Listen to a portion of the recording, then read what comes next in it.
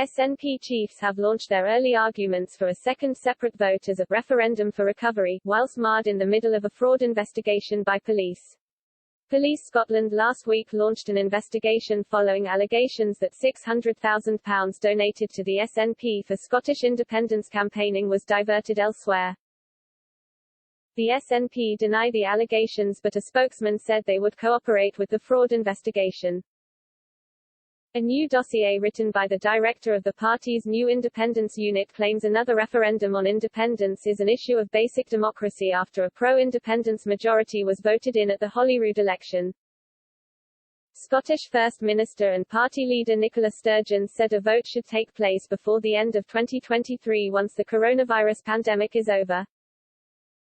But Prime Minister Boris Johnson has ruled out the prospect of a second referendum. Independence Unit Director Michael Russell claims the Prime Minister was seeking to block the democratic right of the people of Scotland to decide our own future. Setting out the arguments for a vote, he argued Mr. Johnson was changing the whole foundation of the UK, from a voluntary union based on the idea of partnership, to one of asserting Westminster control over Scotland.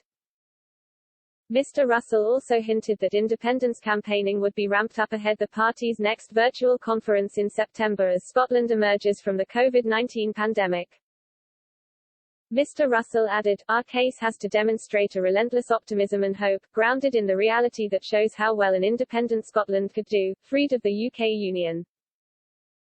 Addressing SNP supporters and yes voters of Scottish independence directly, he added, "This summer, let's harness all our positive energy into conversations with the undecided.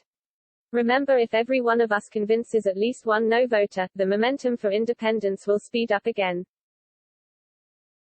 And again, and again." The dossier was sent to party members this week, has been produced as Scotland's former Constitution Secretary addressed leaders at the party's National Executive Committee meeting on Saturday.